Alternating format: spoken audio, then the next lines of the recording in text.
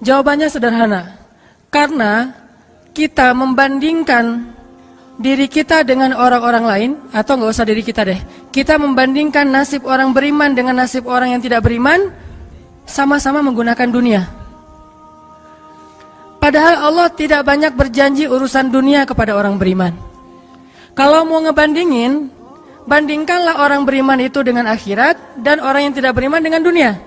Dia dapat apa di dunia, kita dapat apa di akhirat, itu baru imbang perbandingannya. Kalau kita ngebandingin dia dapat apa di dunia, saya dapat apa di dunia, itu perbandingan yang gak matematis menurut Islam, gak logis menurut iman. Baru logis kalau kita ngebandingin, dia orang misalnya riba, terus dia bisa beli aset sekian, saya nggak riba, dapat apa nanti di akhirat, itu baru logis tuh menurut iman. Cuman kalau kita hitung-hitungan, dia kok mengawali usahanya dengan cara riba, saya dengan cara yang lebih syar'i, kok dia dapat sekian aset saya enggak, ini secara hitung-hitungannya aja pertanyaannya udah salah sehingga tidak ada jawaban. Jadi kalau pertanyaannya udah salah, tidak ada jawaban. Makanya yang harus diperjelas dulu pertanyaannya, baru nanti ketemu jawabannya.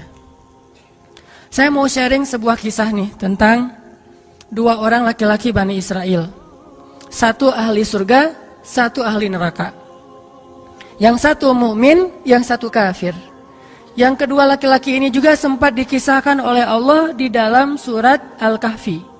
Nanti teman-teman yang rajin baca Al-Kahfi pada hari Jumat bisa cek tuh. Salah satu kisah di surat Al-Kahfi itu kisah dua laki-laki Bani Israel, yang satu kaya, yang satu miskin, yang satu kafir, yang satu mukmin.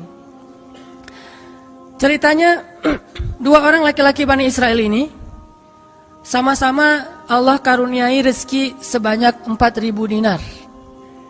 Sekarang 1 dinar itu kurang lebih sekitar 2,5 juta. Jadi ada 4.000 di dinar.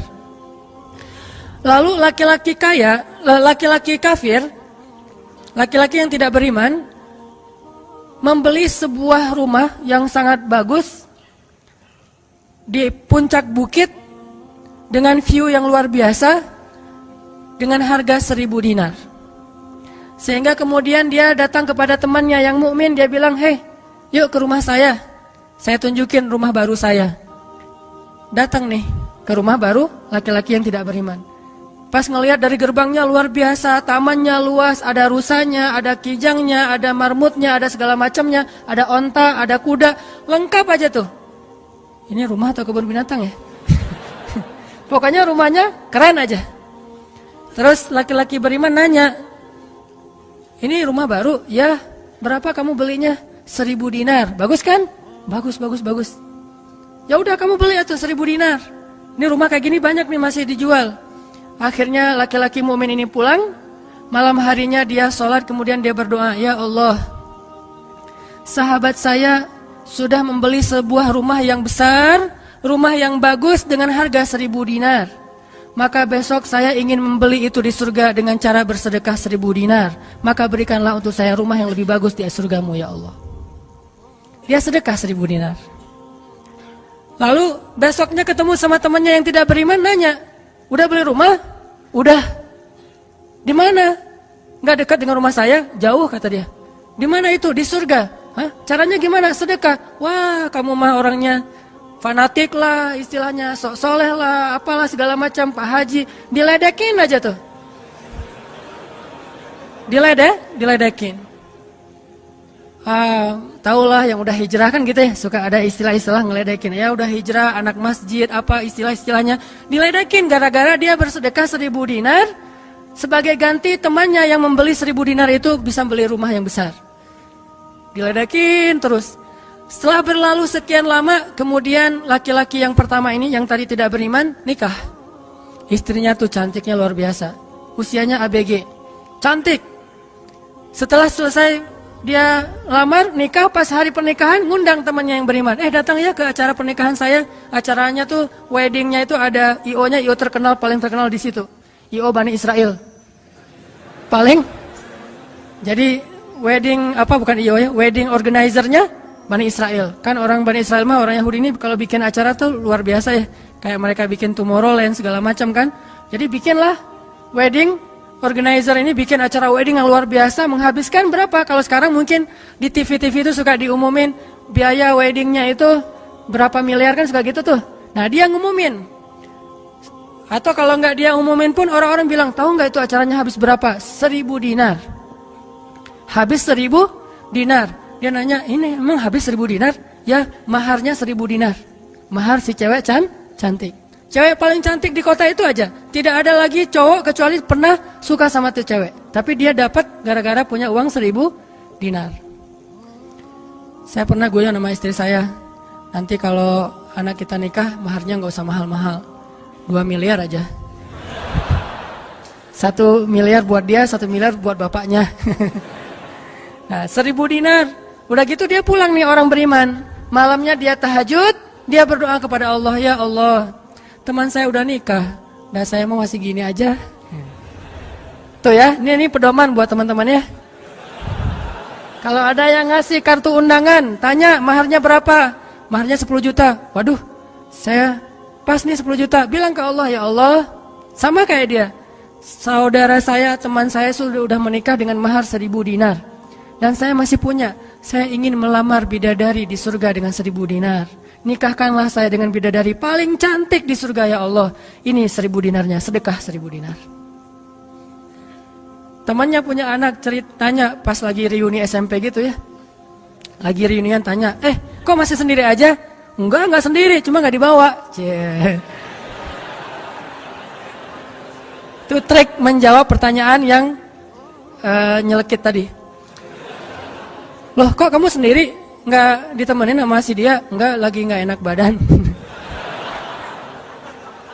Nggak dibawa katanya. Loh, kok nggak dibawa? Soalnya masih di surga. Udah aja. Oh, di surga gimana caranya? Sedekah 1.000 dinar. Wah, lo benerannya keterlaluan lo. Habis-habisan dibully. Dibully habis-habisan gara-gara dia nggak melamar cewek dengan 1.000 dinar, malah pakai sedekah untuk melamar bidadari hurul ain. Baca surat Ar-Rahman paragraf terakhir tentang hurul ain.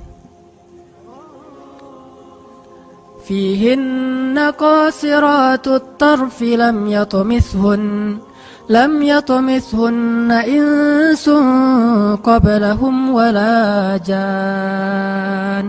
Gak ada manusia yang kayak gitu. Qasiratut tarf, cewek yang matanya besar tapi sayu. Matanya besar, tapi sayu. Kalau mata saya kecil, matanya besar tuh. Orang sekarang kan banyak pengen mata besar, sampai diedit dulu di berapa tuh? Aplikasi teh. Itu. Di Fotoras lah, apalah diedit supaya matanya disobek dikit bagian ininya jadi besar gitu ya. Dikasih eyeshadow, dikasih segala macam supaya matanya besar. Kenapa? Mata besar itu simbol dari kecantikan. Makanya bidadari itu bahasa Arabnya hurul ain, yang matanya besar. Lam yatumithunna insun qablahum walajan. Belum pernah disentuh. Disentuh doang loh ya, bukan yang lain. Cuma disentuh aja, belum pernah oleh manusia dan jin. Murni, asli, original. Belum pernah dilihat oleh siapapun, benar-benar tersimpan. Kannahunnal yaqut wal marjan, seolah-olah mereka itu adalah yaqut wal marjan, mutiara yang wangi. Udah mutiara, wangi pula. Yaqut wal marjan. Bukan Yakult yang diminum sehari, itu ya. Yakult beneran. Ditambah lagi nanti di ayat yang lain, fihinna khairatun hisan. Perempuan yang khairat. Khairat itu artinya banyak anak. Subur. Dan di surga itu orang berkeluarga dan beranak pinak. Sehingga seseorang ketika pengen punya anak langsung punya anak, tidak perlu 9 bulan hamil. Dan gak perlu juga sesar. Udah aja lahir. Lahir dengan cara yang Allah ciptakan, sangat indah, tidak perlu ada wahnan ala wahnin, tidak ada kepayahan demi kepayahan, lahir anak. Dan anaknya bisa pesen, request. Ya Allah, saya pengen anak laki-laki, tapi modelnya gini.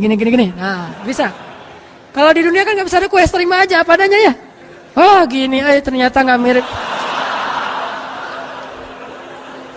Cuma di dunia, di akhirat mah bisa request, segalanya sesuatu juga bisa request. Udah aja kayak gitu, hurul ain. Sehingga dia tahu, gimana pun cewek ini cantik, tidak pernah bisa mengalahkan satu hurul ain. Seandainya jemari hurul ain, jari kelingking doang, dikeluarin dari surga ke dunia, maka cahaya matahari akan tertutup oleh cahaya jari kelingkingnya hurul ain.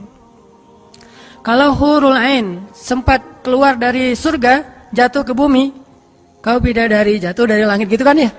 Nah, jatuh tuh ke bumi beneran. Maka nafasnya, satu kali dia bernafas, semua manusia akan mati karena tergila-gila kepada dia. Harumnya nafas hurul ain. Gak usah dibayangin, ntar makin gak bisa tidur. Sekedar ilustrasi doang nih. Akhirnya dia lamar tuh hurul ain dengan sedekah 1000 dinar. Udah aja sih kayak gitu. Dan dia merasa, alhamdulillah saya lebih beruntung dari dia. Saya lebih beruntung dari dia. Gitu matematika mukmin. Baru setelah beberapa tahun, teman yang pertama tadi yang tidak beriman beli kebun. Kebun yang sangat luas.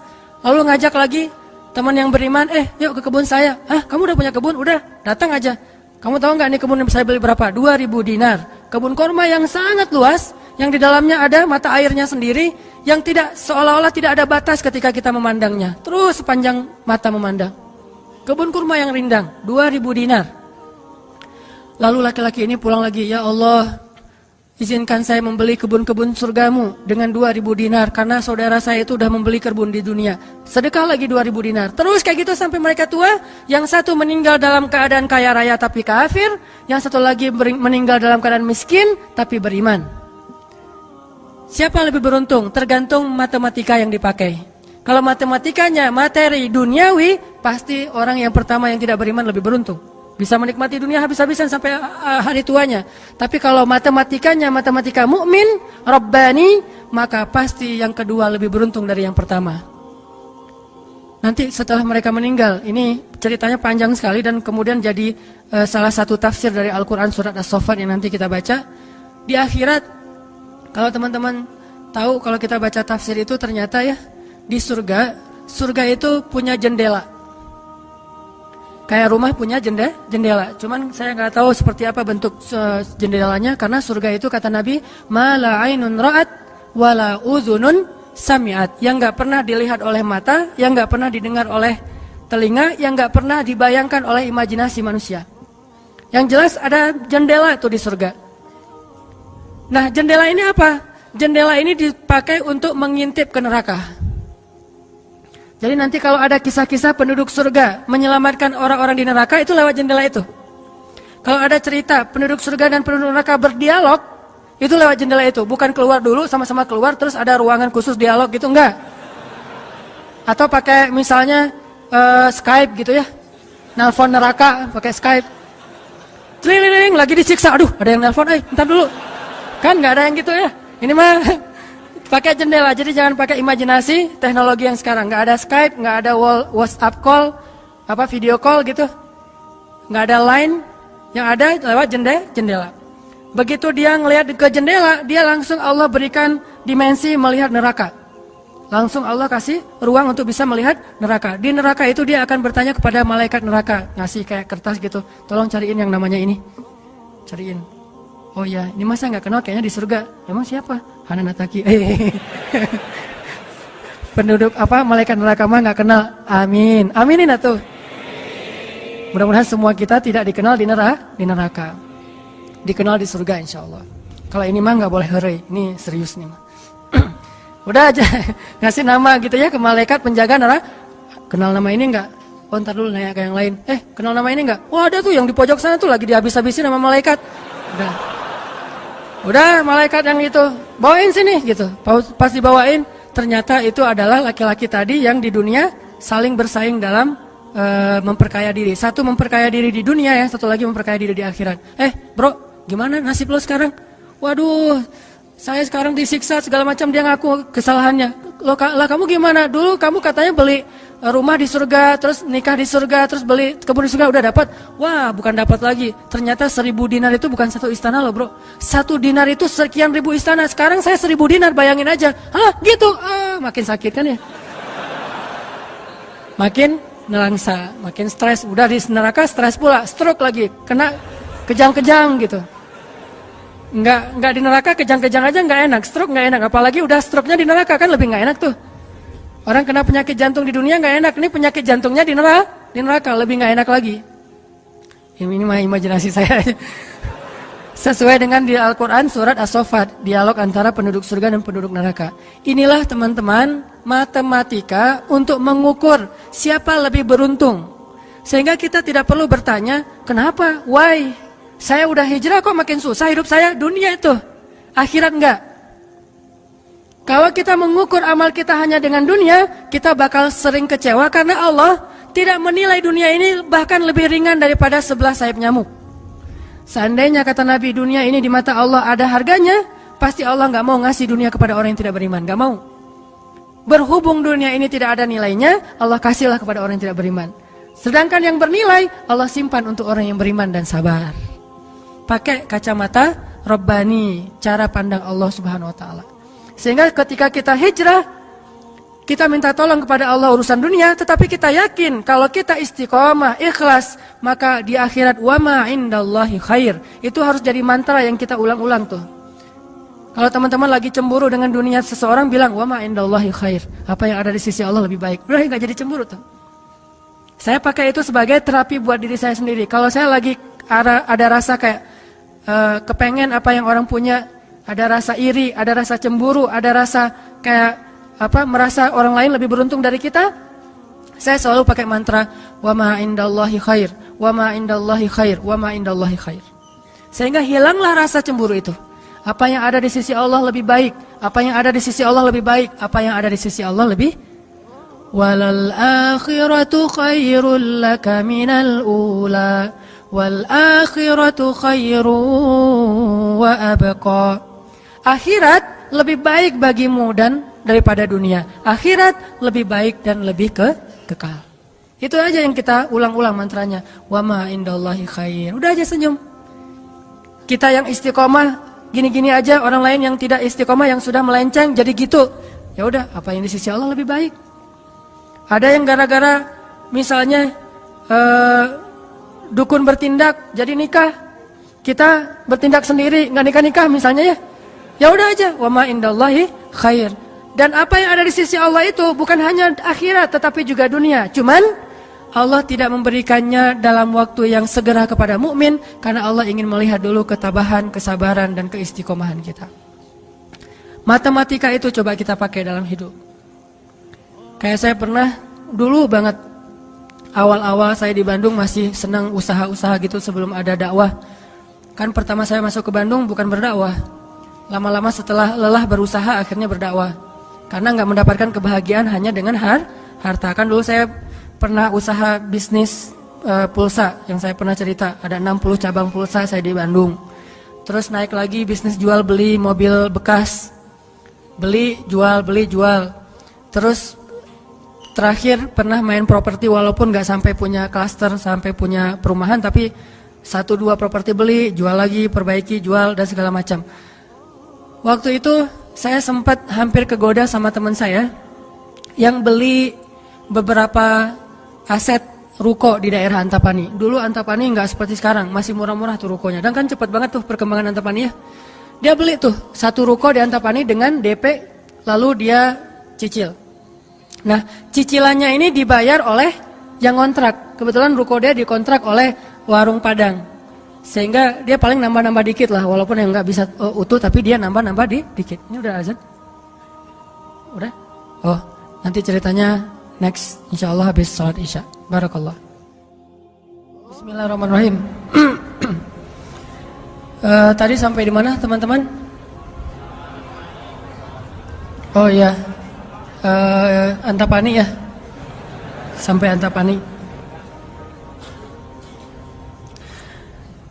Nah waktu itu nggak ada basa-basi, langsung aja Bismillahirrahmanirrahim. Teman-teman kita lanjutkan sampai di Antapani. Jadi teman saya tuh ada yang investasi dengan beli salah satu ruko di Antapani dengan cara nyicil DP, terus yang bayar cicilannya itu adalah yang kontrak. Kalau nggak utuh pun dia tambahin sedikit lah, paling nambahin 500.000 sebulan. Setelah kurang lebih 3 tahun, akhirnya itu udah lunas, dia bisa nge-DP-in lagi yang baru. Setelah sekitar 5 tahun berjalan, saya ketemu lagi sama dia. Dia bilang, ini semuanya udah ruko saya nih. Udah ada sekitar 6 ruko yang dia punya. Dan setengahnya dipakai sama Alfamart. Sisanya dipakai ada warung Padang, ada apa di situ. Sehingga dengan cara dia bisa cepat berkembang. Saya di awal menganggap diri saya itu agak-agak idealis. Anggapan pertama, waduh saya ini kayaknya terlalu idealis kali ya gitu. Mulai galau kan, mulai tidak istiqomah. Jangan-jangan saya terlalu kaku nih dalam agama. Lagi nyari-nyari dalil mana nih yang membolehkan gitu kan ya. Biasalah apalagi ustadz kan bisa ngotak-ngatik gitu kan. Sampai bisa menemukan dalil boleh, tapi nggak nemu. Akhirnya yang bisa menguatkan hati apa? Wa ma indallahi khair. Apa yang ada di sisi Allah lebih baik. Kalau mau kayak gitu, mungkin sekarang saya udah punya juga beberapa ruko. Tapi karena nggak bisa dengan cara seperti itu, akhirnya ya punya itu aja dan tidak berkembang secara duniawi. Tetapi saya yakin mudah-mudahan dengan itu kita berinvestasi di akhirat.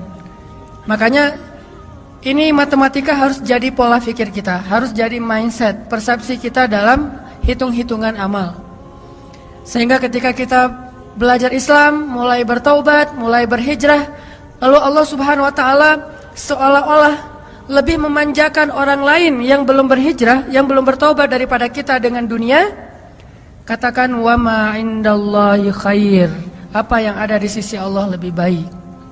Katakan bahwa wal akhiratu khairun wa abqa. Akhirat lebih baik dan lebih kekal. Katakan walal akhiratu khairul laka minal ula, dan akhirat itu lebih baik bagimu daripada dunia.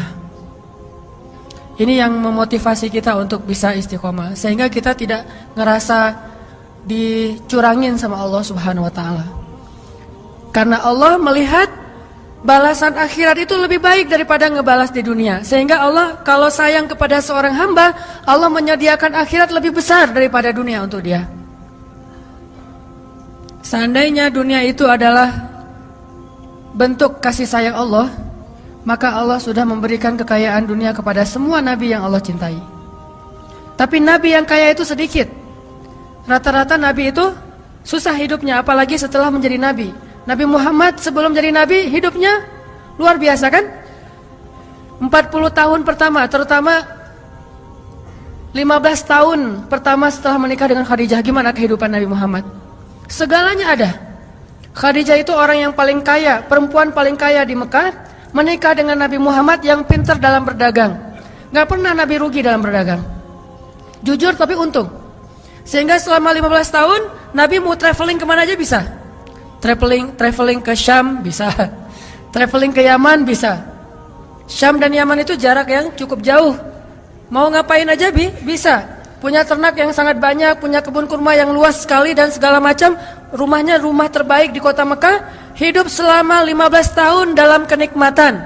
Begitu jadi nabi, langsung kayak terjun payung. Cepat sekali.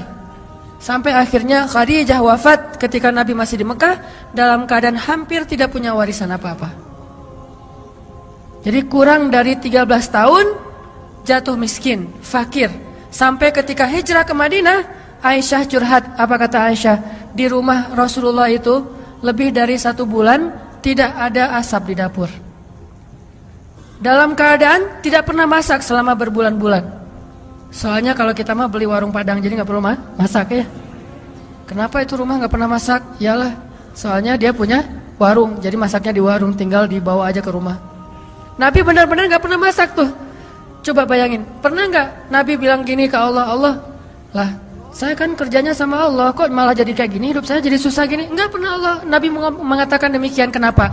Karena Nabi tahu logikanya. Nabi benar dalam menggunakan logika hitung-hitungannya. Nabi tahu matematikanya, sehingga Nabi nggak pernah mengeluh ke Allah, kok saya sejak jadi Nabi jadi susah Allah. Katanya saya kekasih Allah, kok saya diperlakukan kayak gini. Nggak pernah Nabi ngomong kayak gitu. Kalau Nabi aja kekasih Allah, malah jadi susah gara-gara jadi kekasih Allah secara duniawi, tidak pernah mengeluh. Terus siapa kita mau mengeluh dan menuduh Allah dengan tuduhan-tuduhan yang tidak benar? Apakah kita merasa bahwa setelah kita berhijrah Allah harus memberikan kepada kita dunia yang di mata Allah tidak ada nilainya? Berarti kita meminta kepada Allah sesuatu yang tidak baik dan membuang sesuatu yang baik. Itulah yang dulu pernah dinasihatkan oleh Musa kepada Bani Israel di dalam surat Al-Baqarah. Coba teman-teman lihat di surat Al-Baqarah itu ayat 61.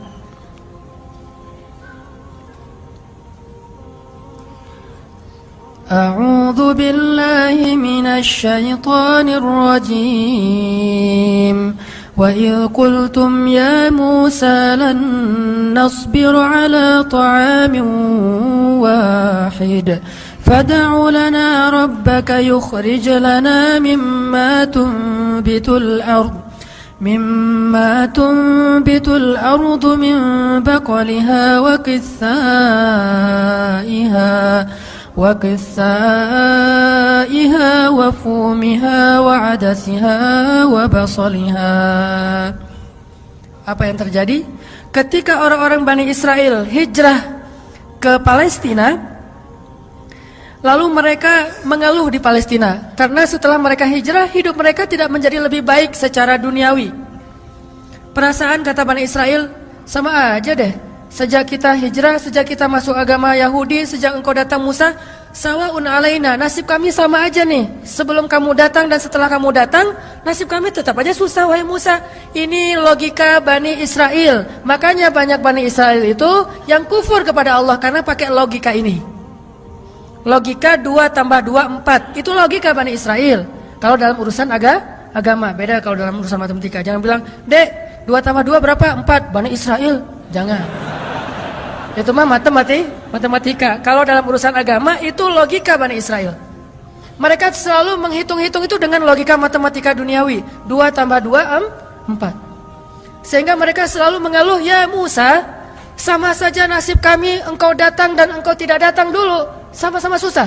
Terus apa baiknya dengan kedatanganmu wahai Musa?" Mereka menghitung kebaikan itu hanya dari sisi materi saja. Padahal kedatangan Musa telah mengeluarkan mereka dari perbudakan kalau mau dihitung lebih jujur di urusan dunia. Kedua, dengan kedatangan Musa, mereka akhirnya diselamatkan dari kejahatan dan kekejaman Firaun yang membunuh anak laki-laki mereka dan memperbudak anak perempuan. Apakah mereka lupa?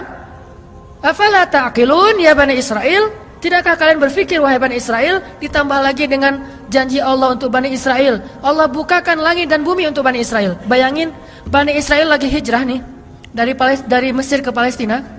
Di tengah jalan haus. Musa haus ngadu. Hashtag semuanya viral. Haus Bani Israel. Hashtagnya haus. Akhirnya Nabi Musa berdoa kepada Allah, "Ya Allah, beri mereka air." Keluarlah mata air satu untuk Bani Israel yang ada 12 suku. Berapa? 12 gitu? Lupa Ya gitu deh. Oh ini nih. Ya 12. Ithnata asyara aina. 12 suku. Pakai satu mata air. Udah gitu karena Bani Israel ini orangnya gak bisa teratur hidupnya. Suka gak bisa ngantri, gak bisa teratur, gak sabaran. Pokoknya tamak aja. Begitu keluar satu mata air, mereka ada 12 suku, berantem. Ini gua duluan nih. Siapa lo? Rame aja di antara Bani Israel. Cuma bahasanya saya gak ngerti, Ibrani. Bukan siapa lo. Udah aja gitu, rame sesama Bani Israel. Akhirnya mereka ngeluh lagi, "Musa, masa sih satu mata air? Nih rebutan nih, daripada kita nanti rame, daripada putus silaturahim, doain dong, minta 12 mata air." Nabi Musa berdoa lagi. Akhirnya keluar 12 mata air. Dimanja banget sama Allah. Udah keluar 12 mata air, mereka minum. Jalan lagi, "Musa, dari kemarin kita makannya perasaan roti wae. Gak ada daging gitu Musa?" Nanya daging. Ini kayaknya nih buffetnya gak internasional nih, Asian food gitu, nasi gitu ya. Saya pengen sekali-kali dong Musa cari yang buffet yang international food gitu. Akhirnya Allah kasih man nawassal, kasih burung datang sendiri untuk disembelih. Datang tuh burung terbang depan Bani Israel, nunduk langsung gini. Enggak. Coba, burung Bani Israel. Coba ada nggak burung kayak gitu sekarang? Bebek gitu ya. "Pak, hari ini kita masak bebek." "Oh boleh. Bebek." Datang seperti bebek teh. Yam, Yaitu ayam datang. Nggak ada kan sekarang kan ya?